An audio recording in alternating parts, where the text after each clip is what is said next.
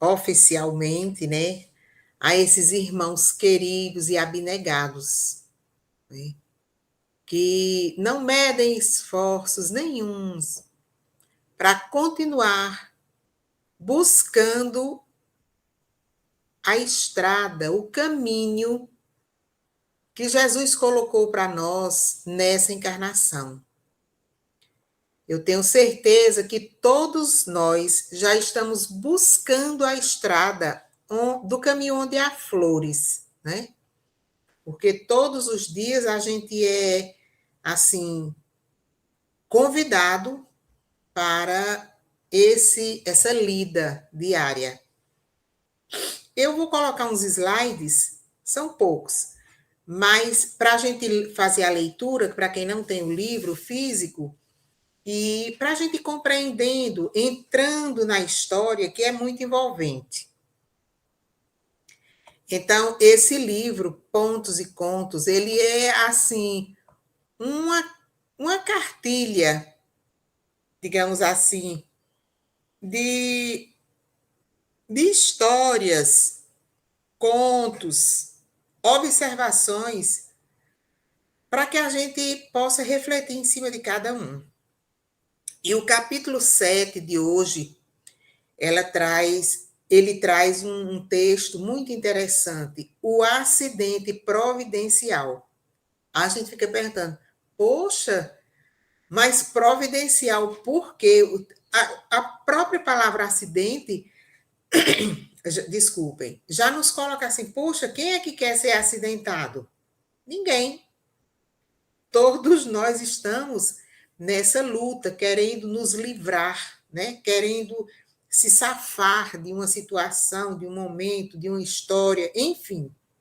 Mas esse acidente aqui, que ele fala, é como se fosse assim uma oportunidade para esse rapaz. E eu coloquei essa árvore aqui porque todos nós gostamos, né, de estar embaixo de uma árvore, gostamos de estar assim degustando os frutos dessa árvore que é a mangueira. Então vamos lá. Martinho Souza era rapaz inteligente, muito culto, mas excessivamente confiado às ideias fixas. Após firmar esse ou aquele ponto de vista, não cedia a ninguém no campo da opinião. Renovava os pareceres que lhe eram peculiares somente à força de fatos. E assim mesmo, apenas quando os acontecimentos lhe ferissem os olhos. Declarava-se absoluto nas interpretações e rebelde, brandia pesada argumentação sobre quantos lhe não aderissem ao modo de ver. Dentro de semelhantes características, foi colhido na trama sutil de terrível obsessão. A influenciação deprimente das entidades infelizes envolveu-lhe o campo mental em rede extensa de vibrações perturbadoras. E o desequilíbrio psíquico progrediu singularmente, senhoreando-lhe o sistema nervoso.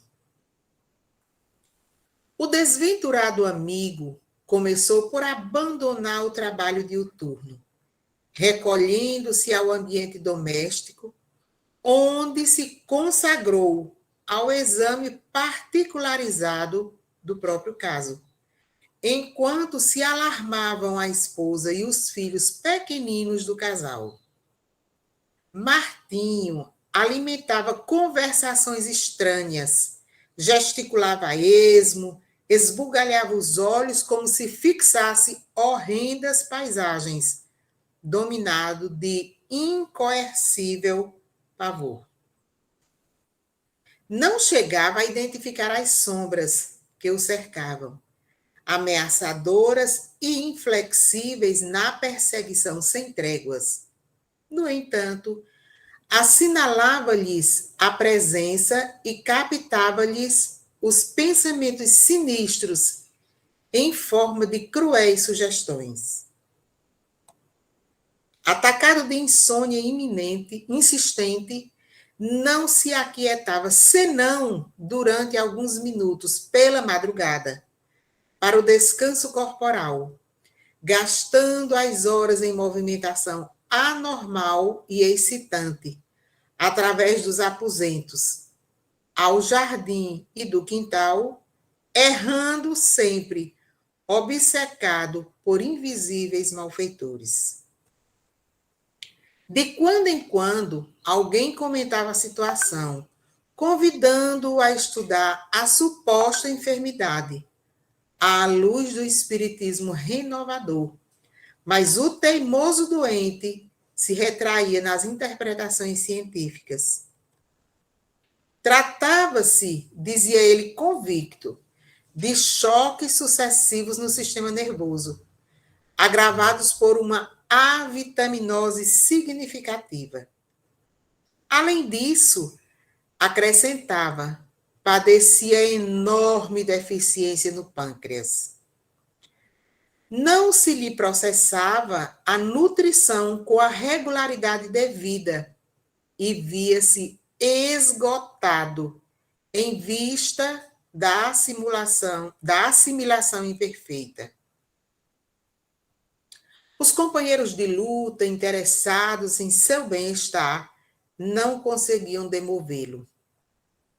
O obsidiado tecia longas considerações de natureza técnica e relacionava diagnósticos complicados. Lia, atencioso, as anotações médicas referentemente aos sintomas que lhe diziam respeito. E, para refutar os amigos, trazia à conversação, exasperado e irritadiço, textos e gravuras de natureza científica para exaltar os próprios males. Agravava-se-lhe o tormento dia a dia. Assim, atingira Martinho perigosa posição mental. Os adversários de sua paz subtraíram-no quase totalmente a alimentação e acentuaram-lhe as preocupações na vigília enfermiça. Horas a fio, mantinha-se na estrada, na estranha contemplação de paisagens horríveis, na tela escura do pensamento atormentado. Piorando-se-lhe a situação, os benfeitores espirituais que por ele se interessavam multiplicaram recursos de salvação, mobilizando novos colaboradores encarnados, de maneira indireta, que passaram a visitar o enfermo por verdadeiros emissários da solução indispensável. Eram portadores de consolação, remédio, esclarecimento e luz. Entretanto, o doente não se lhe abria ao socorro que se lhe dispensava.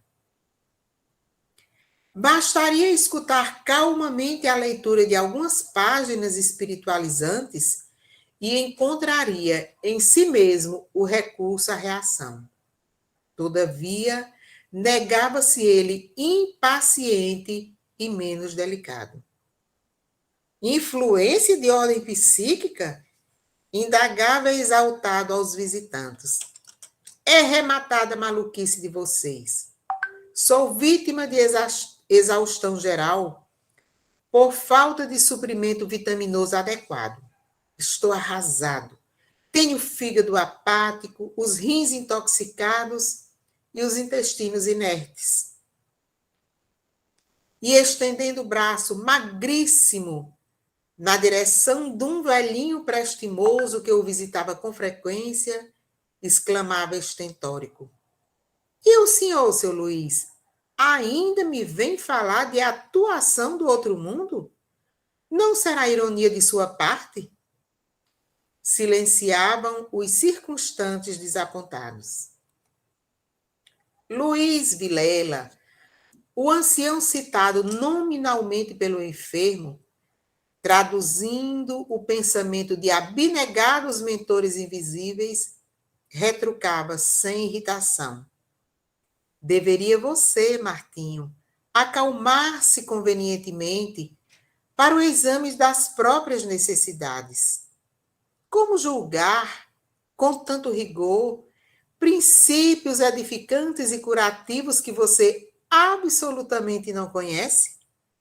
Não devemos condenar sem base firme.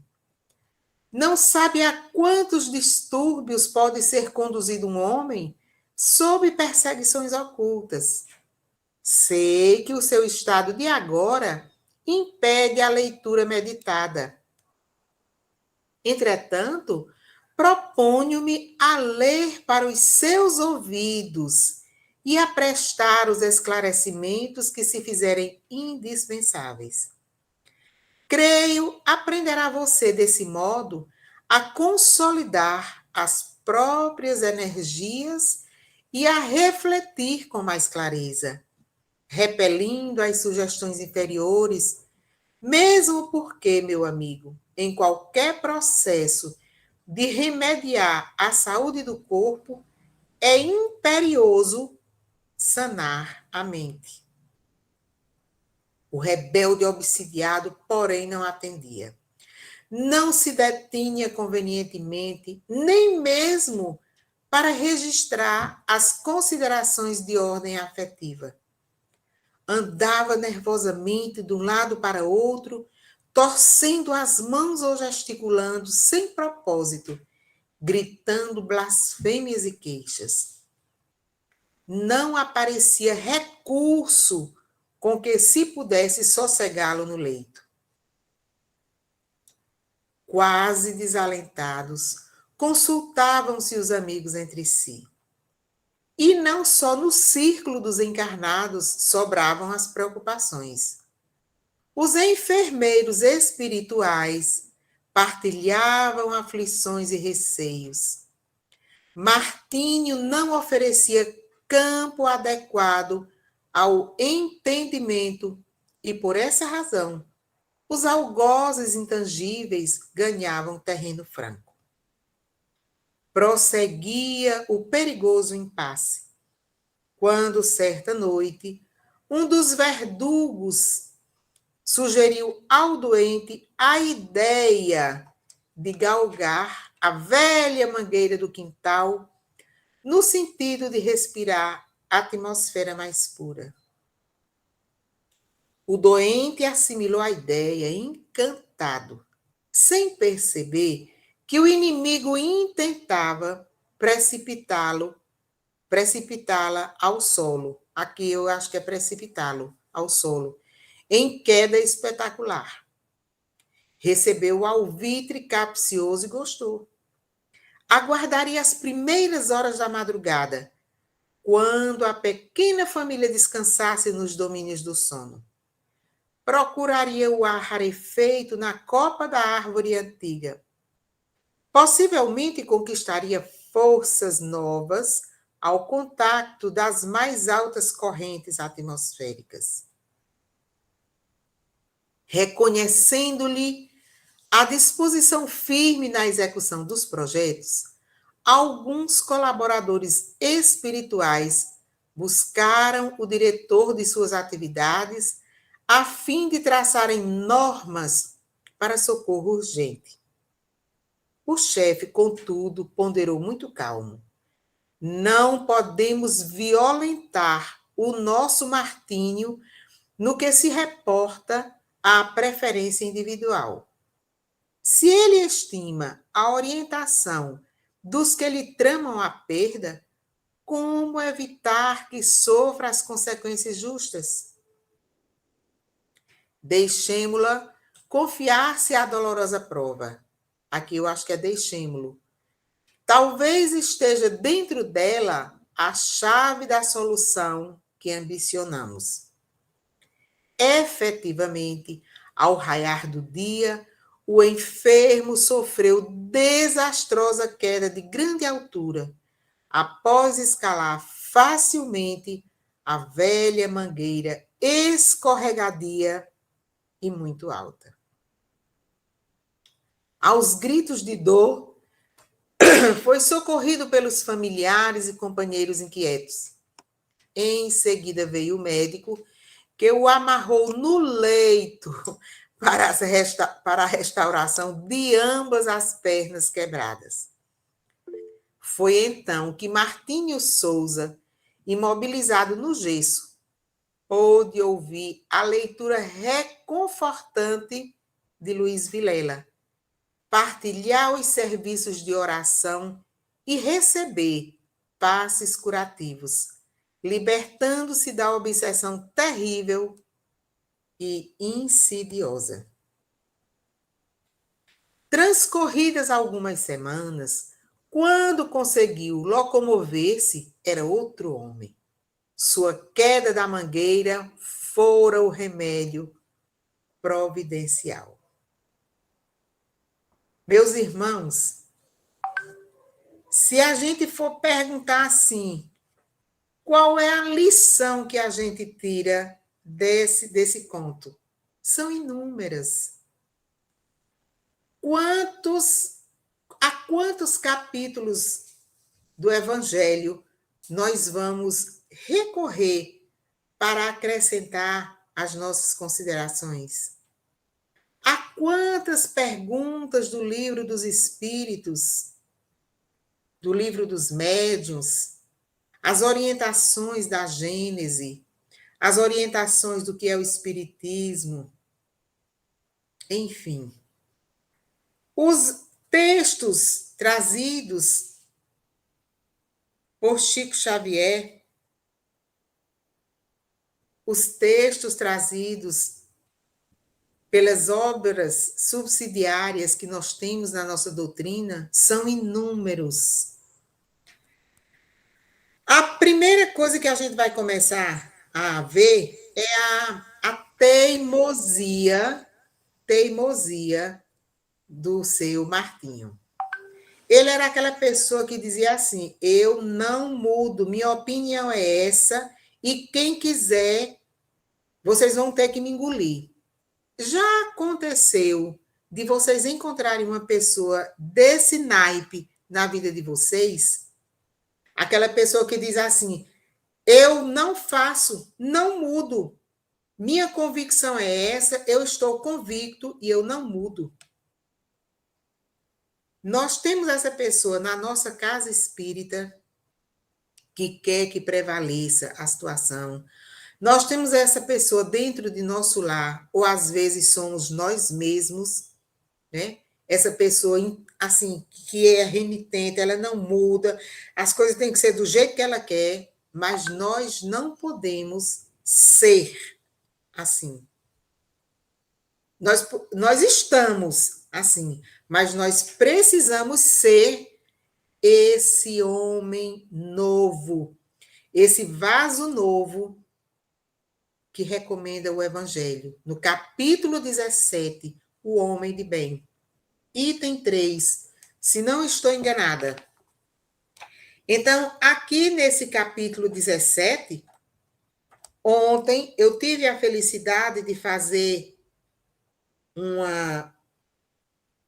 um texto sobre exatamente cuidar do corpo e do espírito. Será que seu Martinho Souza, ele não estava precisando, minha gente, dessa enfermidade para que ser socorrido, acolhido, e a partir dali ele começar uma vida nova? Às vezes a gente acha que a nossa enfermidade é apenas física. Onde é que está doendo aí, Paulo, em você? Ah, é aqui no meu ombro, eu estou com bursite. Jeicla Godinho, né? Ela diz, meu joelho está sem aguentar. Igor é o dente, Giovana é a mãozinha, Clotilde, todo mundo tem uma dor. Hoje, meus irmãos, eu estou aqui lutando, né? Fui para a fisioterapia esses dias com uma fascite plantar aqui no pé esquerdo. Essa companheira tem me incomodado assim, tem horas que me tira do sério, mas eu começo a agradecer a Deus porque eu ainda estou caminhando. Tem aquela mensagem de Chico: mesmo que os teus pés estejam sangrando, anda, caminha, vai. Então, nesse convite aqui do capítulo 17, cuidar do corpo e do espírito, é uma reflexão muito grande. E seu Martinho, com toda a sua, com as suas convicções, né, prontas, engessadas, ele foi cada dia mais piorando o quadro. Ele mesmo já era autodidata na doença, né? Ouvia, lia as recomendações médicas, mas ele ainda ia fazer pesquisas buscando, digamos assim, reforçar o que o médico lhe apresentou no resultado dos exames.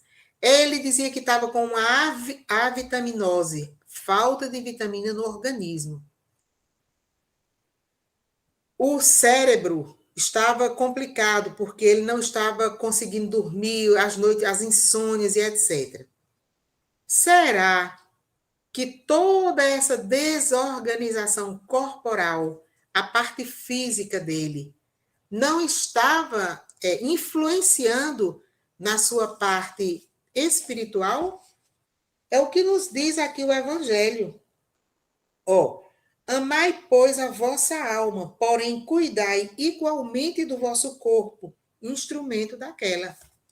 Então, se eu estou adoecida aqui, eu estou arrasada psicologicamente, eu vou ter condição de fazer essa palestrinha hoje, essa abordagem hoje? Não. Eu vou dizer, Igor, meu filho, sinto muito, mas eu não estou psicologicamente em condições, eu estou afetada e preciso melhorar. Eu preciso cuidar do meu corpo para que o meu espírito consiga trazer uma mensagem positiva.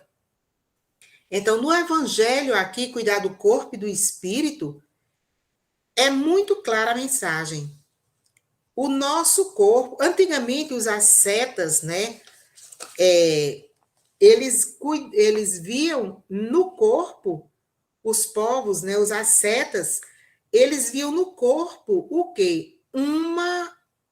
Digamos assim, eu se eu conseguir, se eu conseguir passar no vestibular, eu vou passar 1 ano sem comer carne. Mas meu corpo físico, ele precisa, carece da proteína da carne. Então era como se fosse uma barganha. Se eu conseguir isso, eu faço isso com o meu corpo.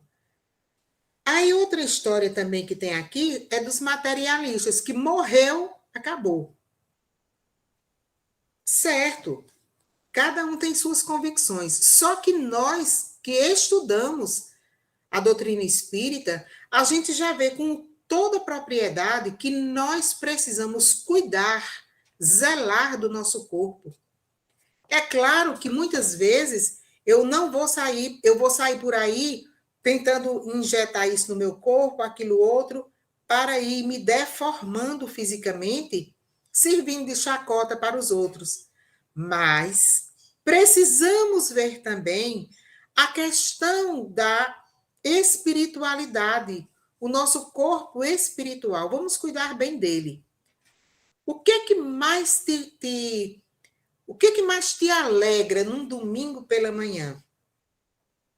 Ouvir os cantos da igreja, da tua seara espírita, do teu centro espírita, ouvir aquela mensagem que todos os dias você já está habituado, aquela mensagem que vai te acalmando a alma, quando você começa a sintonizar com esses pensamentos positivos, alguma coisa pode te alfinetar, mas não vai ser com tanta dor quanto você não teria, digamos assim, se você não tivesse sintonizado com uma música calma, com uma palavra evangélica, com um versículo bíblico.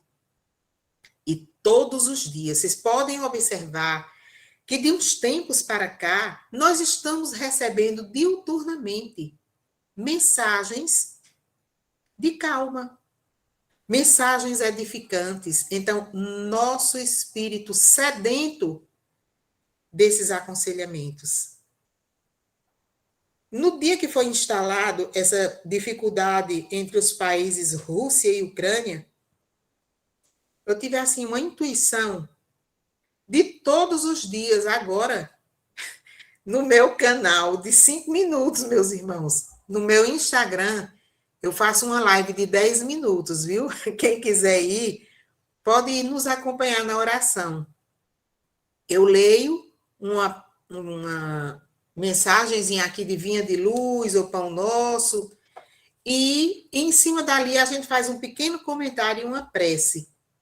E muitas pessoas disseram, ô Voninha, o tanto que foi bom, porque eu também estou, a partir de agora, orando.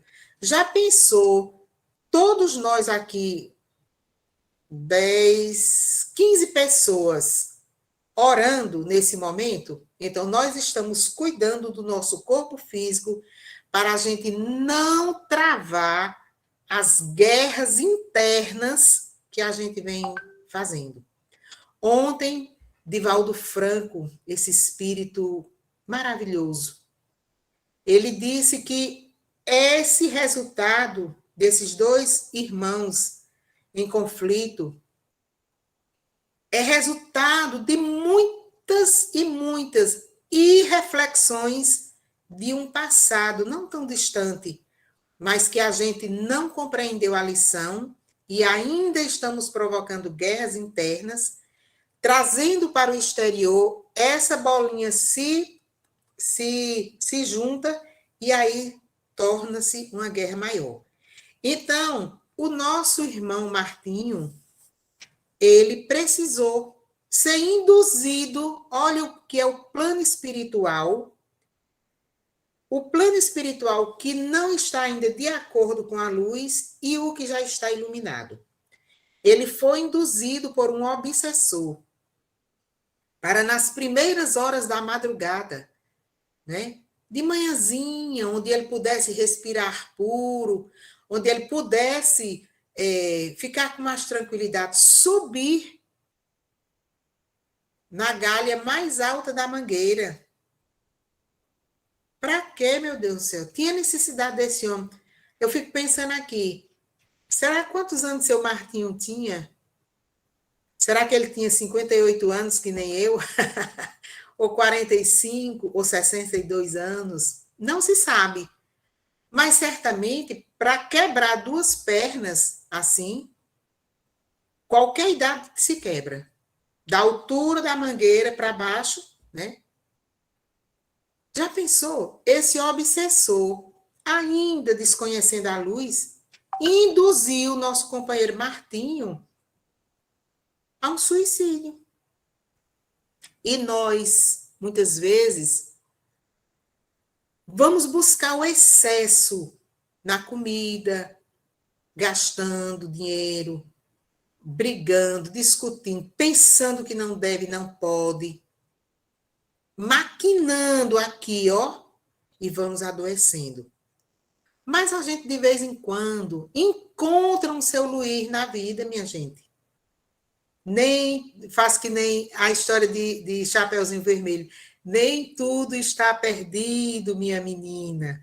Então, o Evangelho, ele nos proporciona esse encontro com Jesus. O seu Luís, que a gente precisa tanto, são essas mensagens que a gente recebe todos os dias no nosso WhatsApp. Mensagens edificantes, as lives que a gente participa, esses encontros aqui de forma online, que nós estamos vivenciando, tudo isso, são os seu Luís, que Martinho recebeu a visita e ele nem tchum, tá? Nem ligou. Deu nem confiança. Então, o que foi que aconteceu? O seu Martinho quebrou as pernas e ele agora teve que mudar suas convicções. Ele não era aquele homem fortão, durão. Aquele homem fortão e durão é o homem velho.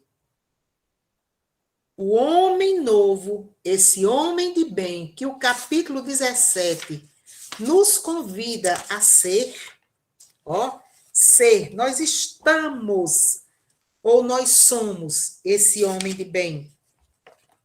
Ele diz assim, ó, o homem de bem, no item 3 do Evangelho, deposita fé em Deus, na sua bondade, na sua justiça e na sua sabedoria. O homem de Deus tem fé no futuro. Sabe que todas as vicissitudes da vida, todas as dores, todas as decepções são provas ou expiações e as aceita sem murmurar. Minha gente, nós estamos reclamando, a gente reclama, não é? Será que nós estamos aceitando os fardos que nós estamos recebendo? É o neto, é uma cunhada, é uma nora, é o filho, a filha, o companheiro, a pessoa que trabalha com a gente, a nossa colega do serviço, enfim. Ou será que somos nós esse empecilho na vida de outra pessoa? É bom que a gente faça uma análise. Porque quando a gente se debruça aqui nas leituras, que são inúmeras, muitas, eu pesquisei tanta coisa para a gente falar hoje, mas aqui, ó, do livro As Pérolas da Série Evangélica de Amélia Rodrigues, eu trouxe algumas falas sobre cura. Será que seu Martinho estava precisando de cura? Ele buscou a cura ou ele estava se afundando em doenças? Eu escutei o padre Fábio de Mello, aquele homem gigante, fala outro dia, num vídeo, num áudiozinho, um vídeo pequenininho dele no Instagram, que dizia assim, que a gente precisa, em caráter de urgência, mergulhar no poço profundo. Aí eu mentalmente disse, padre, me tire do poço, meu filho, que eu estou aqui atolada no poço, de tanta dificuldade que eu tenho. Mas aqui, Joana de Ângeles, ela nos traz, só do item curas, 16 pequenos trechos dos livros da obra dela, e que eu vou ler bem aqui, só um, o 7º. Do livro Quando Voltará a Primavera, viu, gente? Quando ele se adentrou na sinagoga de Cafarnaum, naquele sábado luminoso, um obsesso conhecido identifica-o, pôs-se a clamar: Jesus de Nazaré, que tem tu contra nós? Deixa-nos, vieste perder-nos. Isso aqui está no Evangelho de Lucas, capítulo 4, versículo 31 a 37. Desculpem. Há um estupor na multidão. Todos sabem que aquele homem alienado é incapaz de raciocinar. É o capítulo 8 do livro Quando Voltará a Primavera. A lição é em Cafarnaum. Vocês lembram quando Jesus saiu, né, nas sinagogas, no livro aqui, O Médico Jesus? Nós temos também a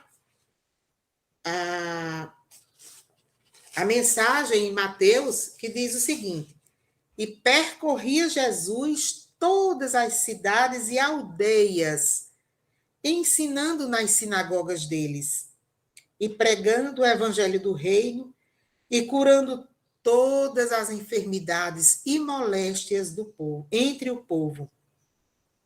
Mateus, capítulo 9, versículo 35.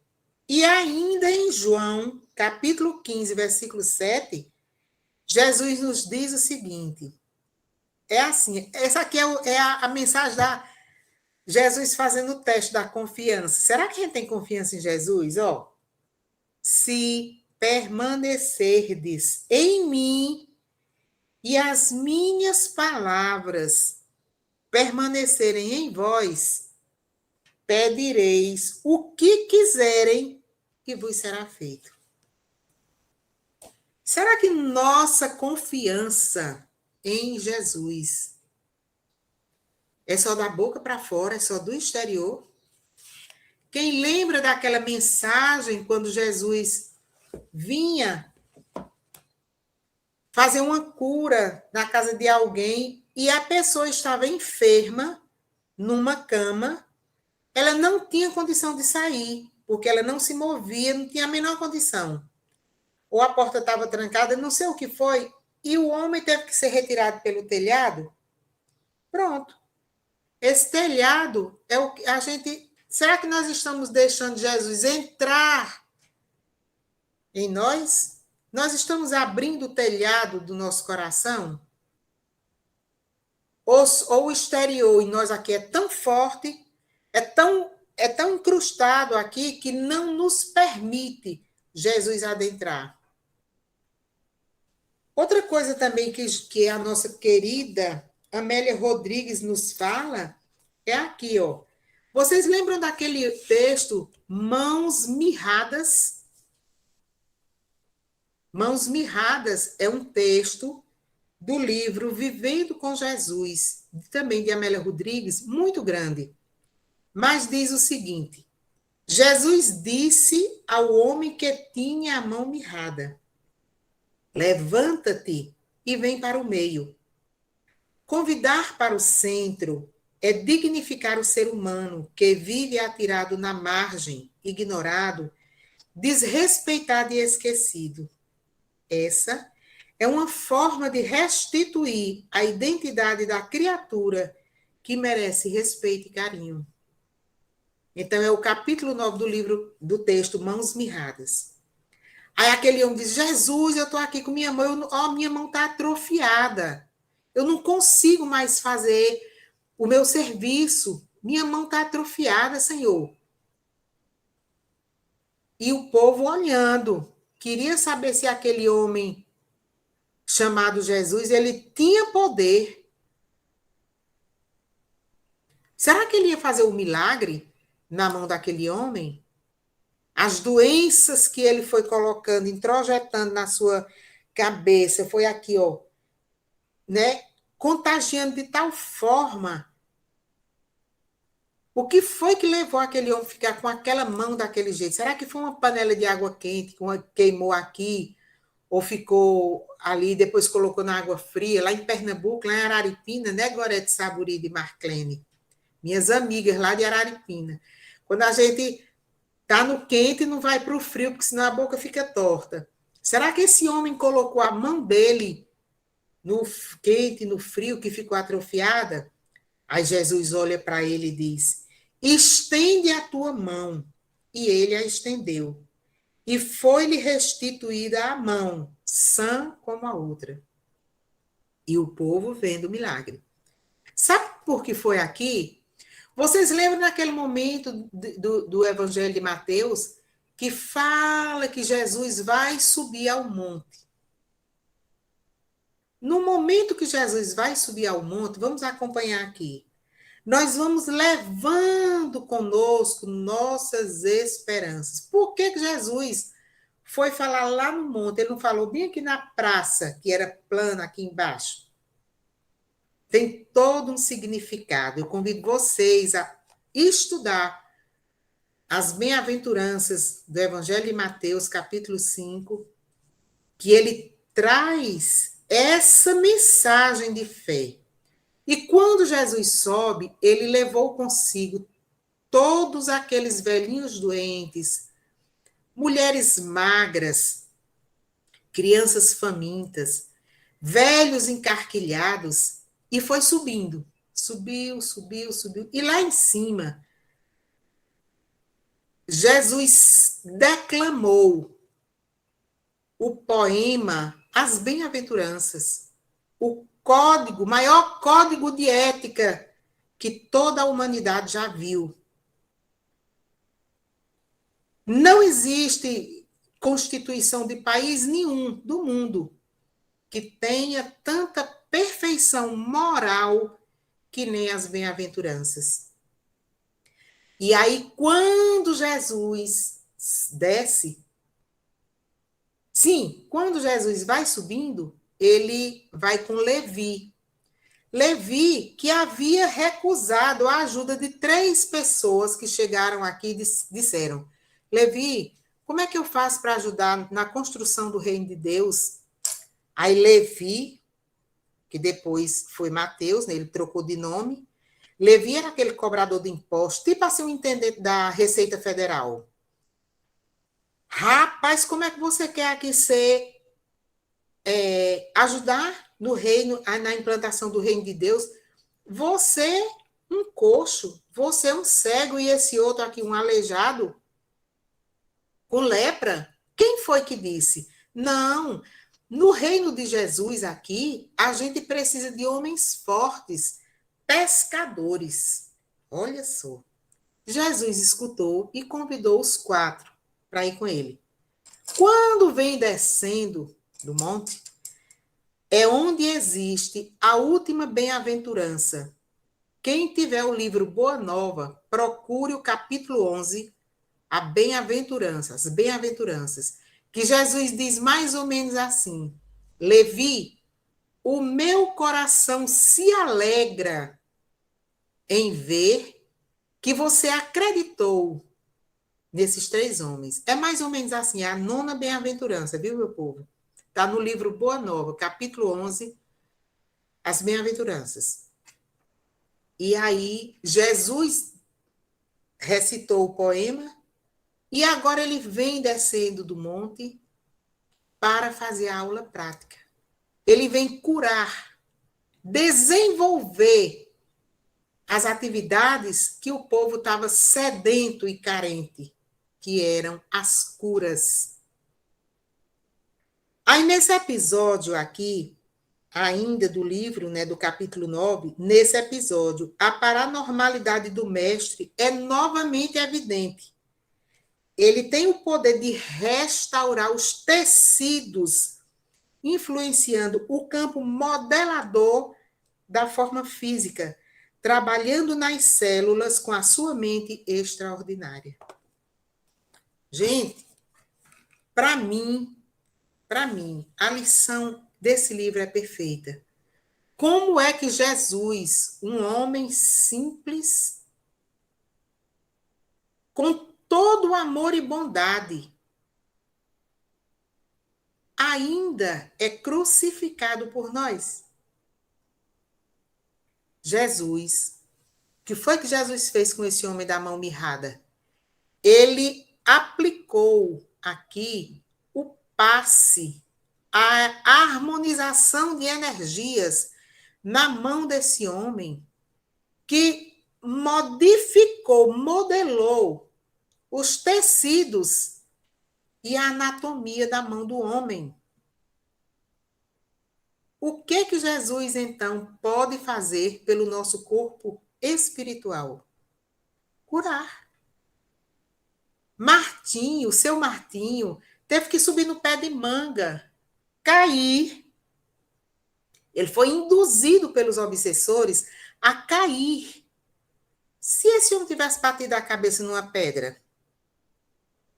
Então, a gente vem nessa oportunidade hoje aqui, pedir assim a Deus que encoraje toda a humanidade a buscar essa cura espiritual e moral que nós estamos carentes e necessitados. Nós estamos vivendo uma crise moral na humanidade. É um querendo passar a perna no outro, puxar o tapete do outro, matar o outro. Isso aqui é muito antigo. No livro No Mundo, No Rumo do Mundo de Regeneração, estudem o capítulo 14. Ó, capítulo 14 do livro No Rumo do Mundo de Regeneração. Nós vamos tirar muitas dúvidas. A nossa Ida, eu queria ir com vocês tudinho aqui, meus filhos, meus irmãozinhos queridos, para o mundo de regeneração. E onde é que vai ser esse mundo, Voninha? Ah, nós vamos sair daqui do planeta Terra e ir para outro planeta? Eu não tenho assim ainda a resposta, mas eu acredito que se todos nós aqui nos unirmos como um feixe de varas, pegado aqui na mão, nós vamos fazer a diferença. Sabe por quê? Porque todos nós aqui já temos a semente plantada em nosso coração.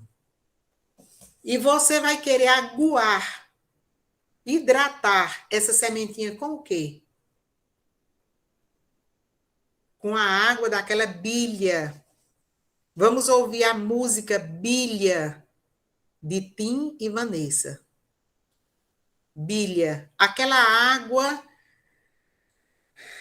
que foi colocada naquele vaso para alimentar Paulo de Tarso, o homem novo, que às portas de Damasco lhe foi tirada aquela vestimenta antiga, sentimental, contra os cristãos. E esse homem novo, essa porta de Damasco, que é nossa doença, a doença de seu Martinho, né, foi a porta de Damasco de seu Martinho foi o quê? A queda da árvore. E naquele deserto onde Prisca e Áquila, aquele casal de tecelão, antigamente açoitado por Saulo, acolhe Paulo, o homem novo. Então, que Jesus, o tempo já avança, que Jesus possa nos amparar e que todos nós, hoje às 18 horas, faço o convite, busquemos nos refugiar na oração. Não só pelos países que estão em discordância, mas também pelas nossas guerras interiores. Tá bom? Obrigada, grupo, pela confiança. Obrigada a você, Gorete Saburido, Marclene Modesto,